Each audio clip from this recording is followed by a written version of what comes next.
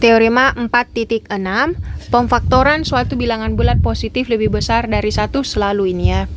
Sudah sangat umum bagi kita. Bilangan bulat positif lebih besar dari 1. Jadi faktornya itu atas faktor-faktor prima adalah tunggal, kecuali urutannya. Ini tadi sudah dibahas di pengantar-pengantar sebelumnya. Seperti ini kan tadi. Ini faktornya 257. Di sebelah kanan 257. Itu unik, hanya 1 257. Adapun kalau mau beda paling hanya urutannya yang berbeda, 275 atau 572. Tapi faktor primanya tunggal, pasti itu terus pasangannya. Karena kalau beda pasti angka lain. Nah, kalau misal 2-nya saya ubah jadi 3, jadinya ya 5 kali 7 35, 35 kali 3 10, 105. Jadi beda. Nah, itu maksud dari teorema 4.6. Nah, sekarang kita coba buktikan. Buktikan teorema 4.6. Pada teorema 4.2, kita telah membuktikan bahwa setiap bilangan bulat positif lebih besar dari 1 adalah suatu bilangan prima atau bilangan itu dapat dinyatakan sebagai perkalian bilangan-bilangan prima tertentu. Nah, ini pengantar teorema 4.2 sebelumnya sama. Kalau suatu bilangan, misal sebarang bilangan n lebih dari 1, dia itu pilihannya hanya 2. Apakah dia prima atau perkalian bilangan-bilangan prima? Dah ingat itu. Terus lanjut. Sekarang kita akan membuktikan bahwa faktor-faktor prima tersebut adalah tunggal. Buktikan bahwa faktor-faktor prima tersebut adalah tunggal. Nah, kalau tadi ini faktor adalah bilangan prima atau perkalian bilangan-bilangan prima. Nah, bilangan-bilangan primanya ini itu tunggal, unik. Ambil sebarang bilangan bulat positif n lebih besar dari 1. Nah, kita bagi 2 supaya kelihatan. N lebih besar dari 1. Jika n, nah pertama dulu jikanya, kita mengandai-andaikan. Jika peluangnya n ini kan dia prima. Nah, jika n itu oke, kita ladeni. Jika n prima, maka n adalah faktornya sendiri, jadi selesai perkara. Nah, bagaimana jika n-nya adalah komposit? Pastilah kita buktikan. Maka dan diandaikan bahwa pemfaktoran n atas faktor-faktor prima tidak tunggal. Komposit. Nah, ini berarti pembuktiannya kontradiksi. Oke. Kan tadi faktor-faktornya dikatakan tunggal. Jadi kalau kita menggunakan kontradiksi, berarti faktor-faktornya, faktor-faktor primanya tidak tunggal. Tidak tunggal. Maksud dari tidak tunggal berarti di sini dipakai 2. Kita misalkanlah dia n, P1, P2 dan seterusnya PT, dan ada lagi Q1, Q2 dan seterusnya Q apa itu? QR. Ya, misal jadi kalau bahasa manusiawinya n misal tadi 70. N-nya bisa difaktorkan menjadi 2, 3, 5 dengan 7. Nah, kalau ini ditulis begini, ada cara lain menuliskan bilangan-bilangannya. Tapi kita faktorkan Q1, Q2, pakai Q bukan lagi P, entah apa. Tapi tidak tunggal. Jadi memang kita pakai kontradiksi, kita ambil pemisalan yang salah dan kita sendiri membuktikan pemisalan yang ini salah. Nanti di akhir. Nah, kita lihat karena tunggal lebih dari 1 dengan PI dan QJ masing-masing bilangan prima untuk I sampai T, J sampai R. Jadi di sini P1-nya dikatakan bahwa P1 itu lebih besar sama dengan P2. P2 lebih besar sama dengan P3. Jadi PT yang paling besar faktornya ya, besar ukuran faktornya. Jadi faktor-faktornya diurut berdasarkan yang paling rendah dulu. Sama dengan Q-nya juga nanti diurut berdasarkan yang paling rendah. Nah, ini sudah betul urutannya 257. Tapi di sini maksud dari T berarti tak hingga, entah sampai berapa bilangan prima yang tertulis. Sama di sini juga entah berapa bilangan prima yang tertulis sampai R kita batasi. Terus karena N sama dengan P1, P2 sampai PT, maka P1 habis membagi N sehingga P1 habis membagi Q1, Q2, Q3, QR. Nah, ini alasannya kita lihat N-nya ini diambil dari mana? Dari soal kan? N sama dengan P1, P2, PT dari sini. Nah, P1 habis membagi N. Ini alasannya karena P1 habis membagi N. Berarti ada satu faktor yang membagi N. Ada satu faktor yang habis membagi N sehingga membagi N. Nah, N kan juga bisa dinyatakan dengan P yang lain, Q1, Q2 dan Q. Jadi sini yang awalnya P kita pakai di sini Q. Selanjutnya menurut perluasan teorema 4.5, P1 sama dengan QK. Ya, menggunakan perluasan dibanding pakai P1 pakai QK saja. Ya, somewhere in the middle. Q-nya di sini entah yang mana. Itu Q yang mana? Nanti akan sama dengan P1 karena kan kenapa pakai teorema perluasan yang ini? Pertanyaannya bisa begitu. Kenapa pakai perluasan teorema yang itu? Karena semua ini prima-prima, faktor-faktor prima. Jadi P1 prima, Q1 prima, Q2 prima, Q3 prima, semuanya prima. Untuk K-nya, ingat ini penting, K-nya lebih besar dari sama dengan 1 dan R. K-nya yang kita pilih 1 sampai R sama dengan ya. Jadi pilih di situ. Dan mengingat Q1, Q2, Q3 ini susunannya Q1 lebih besar dibanding QR. Oh, ini berarti terbalik tadi, 753, 752 yang paling besar dulu diurut di depan. Q1 lebih besar dari Q2. Nah, ini agak yang membingungkan, makanya kita urai di sini. Kenapa bisa tiba-tiba muncul P1 kurang dari sama dengan Q1? Di sini kan ditulis P1 entah QK yang mana. P1 di sini entah yang ini kah yang sama dengan P1 atau yang ini atau yang ini atau yang ini. P1 anggap sama yang di sini, berarti P1 sama dengan Q1. Ya. Oke, lanjut. Di sini Q2. Kalau misal P1-nya sama dengan Q2, P1-nya sama dengan Q2, P1-nya sama dengan Q3. Jadi entah yang mana di sini. Kita urutkanlah.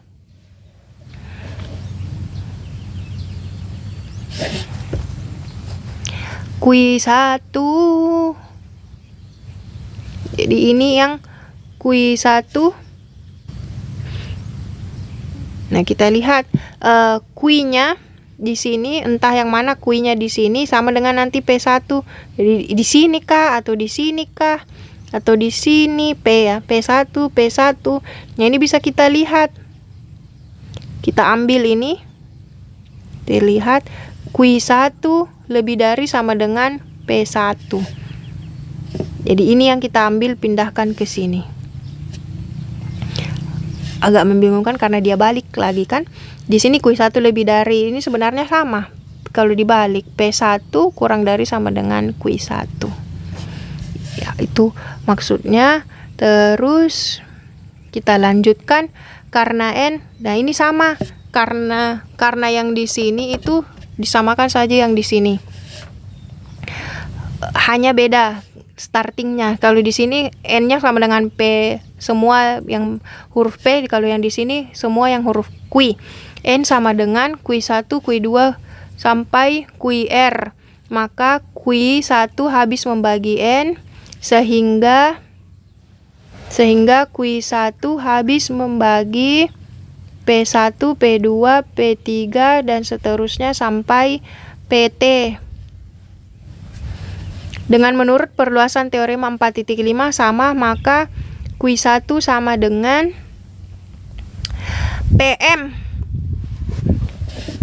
Maka untuk suatu M 1 sampai T dengan mengingat P1 lebih besar sama dengan Q di sini Q1 kurang dari sama dengan P1. Nah, coba pahami yang di sini. Tapi sebelum paham di sini ya tentu harus paham tadi logika yang ada di sebelumnya. Ini hanya membalik antara P dan Q-nya. Nah, kita lihat kesimpulannya. Di sini kan P kurang dari sama dengan, di sini kita lihat kesimpulannya P1 kurang dari sama dengan Q1. Sedangkan di sini Q1 kurang dari sama dengan P1, digabunglah, ditulislah seperti ini. Muncullah P1 sama dengan Q1. Sehingga dari misalan ditemukanlah P1 sama dengan Q1, kan tidak. Nah, ya, ditemukanlah P1 ternyata sama dengan Q1. Nah, kita memperolehlah bahwa P2 sama dengan P3, PT sama dengan Q2, Q3, QR. Jadi maksudnya bagaimana? Jika proses seperti di atas diteruskan, maka kita akan memperoleh. Nah, proses yang mana yang kita teruskan? Tadi P1 kan yang kita misalkan. P1 habis membagi N. Nah, kalau kita kerja P2 habis membagi N, didapatlah ini. Kalau yang kita kerja di sini P3 membagi N, didapatlah yang ini. Didapatlah terus sampai P selanjutnya. Dan seterusnya. Nah, ditulislah begitu. Apabila T sama dengan R, maka proses tersebut akan berakhir di sini. Jadi maksud dari T sama dengan R di sini, jadi jumlah komponennya sama, jumlah faktor-faktornya sama. Jadi misal di sini ada 7 biji, 7 bilangan prima, di sini juga 7 bilangan prima. Kalau di sini 8 bilangan prima, di sini Q-nya juga 8 bilangan prima. Karena kan yang di sini tadi 7 bilangan prima, di sini 8 bilangan prima. Kalau sama berarti kalau di sini 7, di sini 7. Kalau di sini 8, di sini 8. 8 bilangan prima. Teorema terbukti. Nah, tapi kalau ternyata lebih rendah, kurangnya misal di sini kan N70. Itu faktornya 257. Jadi ada yang menyatakan ini, ada yang menyatakan ada loh lagi faktor lain, misal 11 prima yang lain. Nah, itu maksudnya di sini T kurang dari R. Nah, di sini bisa kita lihat yang agak membingungkan lagi di sini. 1 sama dengan Q sama dengan QT tambah 1, QT tambah 2, QT tambah 3 sampai QR. Nah, dari mana dapat 1 dan dari mana dapat simbol T sama dengan T tambah 1 sampai QR.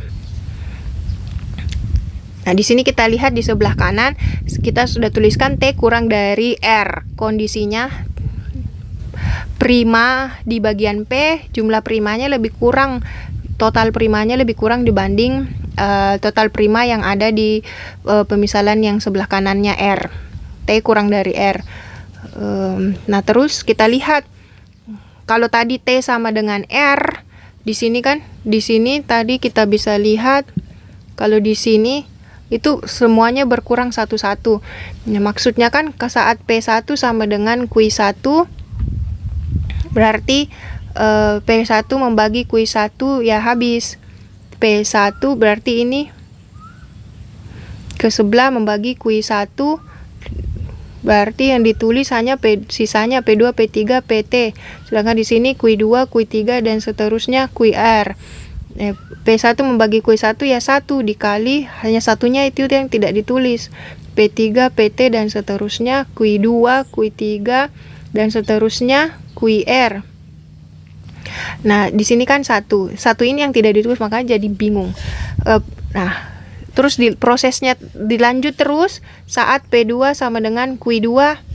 Nah, sama lagi 1 1. P2 lagi kita bagi Q2. Ini Q2-nya ke sebelah. Kita tulis sisanya PT sama dengan Q3. Kan P2-nya sudah hilang ke kiri. Jadi sisa Q3 dan seterusnya QR.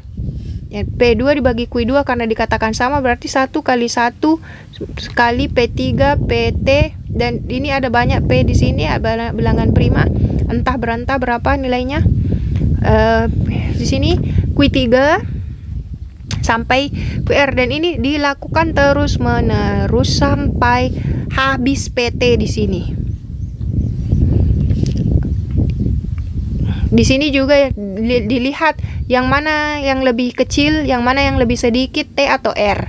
Karena pemisalannya di sini kan apabila T kurang dari R, berarti jumlah yang prima di sini kurang dibanding yang di sini. Jadi lebih banyak di sini. Jadi lebih duluan habis nanti yang di sebelah kirinya. Jadi nanti akan ada PT di sini sebenarnya, entah berantah.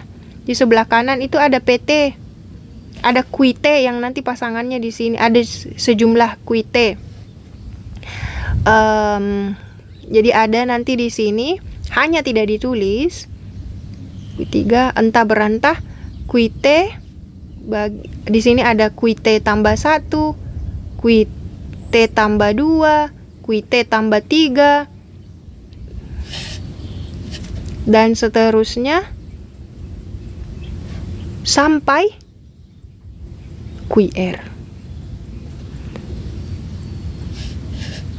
Jadi kita hanya uraikan titik-titik di sini. Sebenarnya ada kui selanjutnya supaya mengimbangi yang di sebelah kiri. Jadi di sini Q3-nya nanti akan habis membagi di sini kan P3 nanti akan sama dengan Q3. 1 kali 1, terus P3 membagi Q3 ya sudah 1 lagi. PT-nya nanti akan habis dengan dari nanti di sini PT sama dengan QT, karena kita sudah tidak sanggup mengerjakan 3 4 5 6 7, sudah kita misalkan T saja. PT nanti di sini habis membagi QT. Nah, di sini berarti sisanya QT tambah 1, QT tambah 2 dan seterusnya sampai QR. Nah, PT ditambah QT ini semua dikali ini sama dengan 1.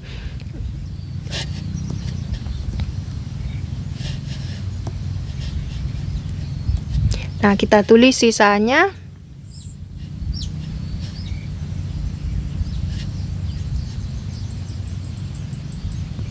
Ya sudah, lebih cepat kalau ditulis. Kita tulis Q T tambah 1 dikali Q T tambah 2 tambah seterusnya sampai QR. Nah, inilah asal muasal dari kenapa 1 di sini. Karena ketidakberimbangan pemisalan, karena kita banyak sekali bermain dengan kelanjutan indeks-indeks yang seperti ini kan. Di sini ada T, ada R, ternyata in the middle of somewhere, atau ternyata ada T tambah 1, di situ ada K. Jadi ya, itu jauh lebih penting di matematika mengenali makna dari variabel-variabelnya. Nah, kita lihat di situ dikatakan hal ini mustahil karena bilangan-bilangan prima. Nah, iya kan tadi katanya P ini bilangan-bilangan prima, tapi ternyata sama dengan 1. Jadi salah. Maka haruslah, jadi yang kita awalnya tadi menganggap T kurang dari R itu salah. Menganggap T kurang dari R itu salah. Makanya di sini haruslah T sama dengan R, harus sama. Nah, jadilah P1 sama dengan Q1, P2 sama dengan Q2, P3 sama dengan Q3, dan seterusnya itu persis sama. Ini berarti bahwa bilangan bulat positif N tersebut hanya dapat dinyatakan sebagai hasil kali faktor prima-prima secara tunggal. Ternyata yang kita misalkan tadi 2, yang kita misalkan 2, itu 2 berbeda, ternyata sama saja P1 dengan Q1, Q2. Jadi teorema ini jika saya ingin membuatnya seperti N70, contoh lain misal 140, dia teorema menyatakan 2 dikali berapa ini, 5, 10, 7, 2 ya, 10, 14, oke. Nah ini 2 pangkat 2, jadi kita hapus saja. Nah ini ada faktor lain yang menyatakan, misal ada lagi yang lain, 5, 7, 2, 2, 2. Nah ternyata itu akan sama saja. Nanti ternyata 2 ini sama dengan ini, 2 ini sama dengan ini, 7 akan sama dengan ini, 5 akan sama. Jadi semuanya akan persis kembali dengan yang sama. Ini hanya diurut ya, yang di sebelah kiri diurut berdasarkan yang paling besar disimpan terlebih dahulu, 7, 5, 2, 2. Itu pun kalau beda di tengahnya, misal di sini entah apa isinya, ya pasti harus sama. Jadi di pengandaian ini menggunakan kontradiksi yang dia karang memang oke. Kalau kita buktikan dengan kontradiksi, ada 2 yang berbeda, ternyata ujung-ujungnya sama saja, yang kita itu memisalkan 2 itu salah, berarti harus persis sama.